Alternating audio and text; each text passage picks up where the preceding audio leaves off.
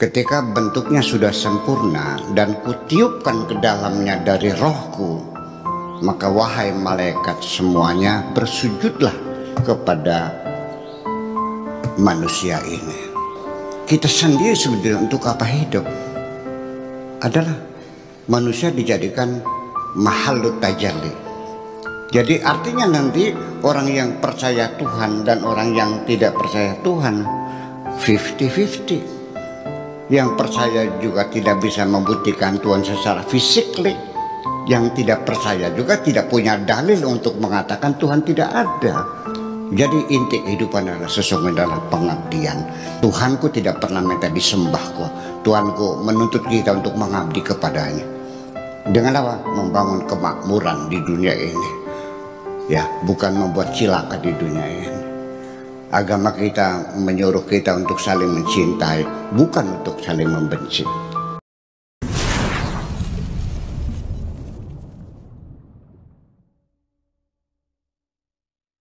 Dan baik, kita akan masuk ke sesi itu. Untuk closing statement yang pertama, saya akan berikan waktu kepada Mbak Lola. Silakan Mbak Lola. Terima kasih, banyak sekali yang saya dapat hari ini, terutama kajian pertama tadi bahwa akan ada kekuatan kebaikan jika ada orang yang terus-menerus berbuat jahat atau tidak baik. Kita tetap harus berbuat baik karena kekuatan kebaikan mengalahkan segalanya. Itu kena sekali tadi di saya. Kemudian dengan puisi yang dibacakan pun itu juga membuka mata dan pikiran saya bahwa hubungan harus jujur, bahwa cinta itu landasan dari segalanya. Dan mudah-mudahan dengan kajian malam ini saya bisa mempraktikkan dalam kehidupan sehari-hari. Terima kasih atas waktunya Buya dan teman-teman semua. Terima kasih. Untuk selanjutnya saya berikan waktu ke Pak Hans untuk closing statement. Baik, terima kasih. Jadi hati ini memang perlu untuk dibersihkan dan cinta itu lebih dihidupkan. Kalau itu bisa kita lakukan, nanti kita bernyala-nyala seperti mengenakan pakaian serba merah. Semangat. Ya, lebih semangat. Dan pada saat itulah, bila itu terjadi, kita bisa mengatakan seperti yang disampaikan dalam judul puisi ini, musuh sekalipun bisa yang paling kita cintai dalam keadaan bernyala-nyala seperti itu. Saya kira itu saja. Terima kasih. Terima kasih Pak Han. Ya, closing statement yang terakhir diberikan oleh Buya Syakur. Silakan. Ya, closing statement untuk saya menjawab pertanyaan ya dari Pak Profesor Han tentang alasan hidup. Tadi beliau sudah menguraikan bahwa orang yang sudah mengerti tentang alasan hidup, dia akan mampu mengatasi segala persoalan hidup. Tentang alasan hidup bagi kita yang beragama Ibrahim, agama Ibrahimiyah, Nasrani, Yahudi dan Islam, itu adalah kelompok agama Ibrahim atau Abraham. Di Al-Quran juga ada Ibrahim, ada Abraham. Itu penulisannya ada dua tulisan versi berbeda. Di surat Al-Baqarah itu Abraham, tapi di surat yang lain Ibrahim ada ianya. Itu catatan saja. Tetapi saya kira orangnya sama, hanya penulisan yang berbeda. Itu masing-masing dalam kitab sucinya sama. Dalam cerita tentang safar takwin atau kejadian alam semesta, itu kan cerita Adam, iblis, malaikat itu sama, mirip-mirip, semuanya hampir sama. Memang dari sumber yang sama ya. Di situ secara filosofis itu sebetulnya menguraikan tentang alasan mengapa kita hidup di dunia ini. Ya kan? Ya, pertama adalah bahwa manusia diciptakan oleh Tuhan. Dengan sengaja juga Tuhan menciptakan iblis dan Tuhan juga menciptakan malaikat. Jadi artinya iblis sebagai menampilkan kekuatan negatif dan malaikat menampilkan merepresentasikan kekuatan positif. Dibenturkan dalam Adam, maka secara fisika partikelnya ketika positif dan negatif dibenturkan, keduanya saling menghancurkan, tetapi berakibat munculnya satu energi.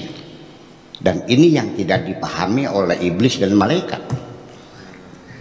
Itu iblis malaikat juga nggak tahu alasan kehidupan kita ini. Ya buktinya iblis tidak mau bersujud karena dia merasa lebih baik dari Adam. Malaikat juga mengajukan nota keberatan yang isinya untuk apa engkau mencipta manusia yang nantinya akan terjadi pertumpahan darah dan kerusakan di bumi ini. Apa tidak cukup dengan kami saja yang selalu bertasbih? Itu kan ungkapan not keberatan malaikat juga, karena mereka tidak tahu apa yang ada di dalam diri Adam itu. Dijelaskan dalam Al-Quran, wa idza sawaituhu wa nafakhtu fihi min ruhi faqaw lahu sajidan. Ketika bentuknya sudah sempurna dan kutiupkan ke dalamnya dari rohku, maka wahai malaikat semuanya bersujudlah kepada manusia ini. Artinya bahwa di dalam diri kita ada roh dari Tuhan, sehingga malaikat-malaikat pun disuruh bersujud kepada kita. Ini manusia sendiri tidak paham, merasa bangga ketemu sama iblis, ketemu setan, ketemu malaikat, merasa bangga punya khodam ini, khodam ini. Saya bilang mereka itu adalah kopral, kamu ini jenderal. Lalu atas apa kau bangga ketemu malaikat? Malaikatlah yang merasa bangga ketika mereka bisa mengabdi kepada Allah melalui dukungan dan bantuan kepada kita. Mereka sudah bersujud, berarti siapa yang jadi atasan? Manusia itu juga tidak tahu posisi dirinya itu. Baru punya jin gorong-gorong aja udah bangga. Yang tidak bisa apa-apa, paling numpang makan aja kok bikin repot. Ya, ini di dalam Al-Quran, dalam kitab sucimu disebutkan bahwa memelihara jin-jin itu hanya bikin repot aja kok. Innahu kana nafarum minal insi ya'udzuuna birijal minal jinni fazaduhum rahaqa. Udah hafal tuh. Banyak orang yang meminta-minta pertolongan kepada jin, tidak lebih, mereka hanya membuat kamu susah saja kok. Ngasih makan terus tapi nggak mau kerja. Itu jin gorong-gorong. Ini. Jadi artinya bahwa perlu kita ketahui bahwa kita sendiri sebenarnya untuk apa hidup adalah manusia dijadikan mahallut tajalli. Nah, istilah mahallut tajalli ini biarkan sajalah dalam bentuk bahasa Arabnya sebagai terminologi baku untuk tasawuf. Ketika kita terjemahkan bisa menjadi keliru. Tapi hari ini ingin saya terjemahkan, tapi ini tidak tepat sebenarnya. Tempat tampilan manusia itu tempat tampilan Tuhan. Tapi ini terjemahannya tidak akan bisa mengantarkan persepsi kita yang sama. Mahallut tajalli, udah tulis saja mahallut tajalli, tempat tampilan Tuhan.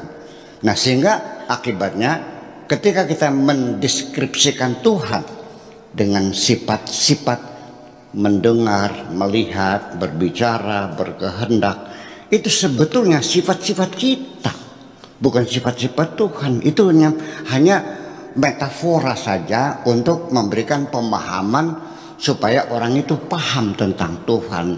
Tapi yang dipastikan bahwa Tuhan melihat tidak seperti kita, Tuhan mendengar tidak seperti kita, dan kita tidak bisa mengatakan Tuhan seperti apa, karena Tuhan tidak seperti apa-apa.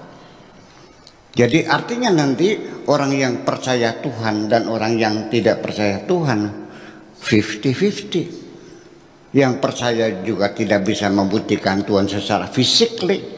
Yang tidak percaya juga tidak punya dalil untuk mengatakan Tuhan tidak ada. Tergantung kepada keyakinan kita semuanya. Jadi artinya bahwa kita masih sadar bahwa untuk apa alasan tujuannya reasoning kita dilahirkan. Ya, ini dari statement Tuhan sendiri, wa ma khalaqtul jinna wal insa illa liya'budun. Aku tidak menciptakan jin dan manusia kecuali supaya mereka melakukan pengabdian kepadaku. Jadi inti kehidupan adalah sesungguhnya adalah pengabdian. Tetapi pengabdian disalah terjemahkan menyembah Tuhan. Tuhanku tidak pernah minta disembah kok. Tuhanku menuntut kita untuk mengabdi kepadanya. Dengan apa? Membangun kemakmuran di dunia ini. Ya, bukan membuat cilaka di dunia ini. Agama kita menyuruh kita untuk saling mencintai, bukan untuk saling membenci. Keliru kalau Anda mengatakan Tuhan memerintahkan membenci. Atas dasar apa Tuhanmu membenci? Tuhan mencintai semuanya. Terima kasih. Luar biasa.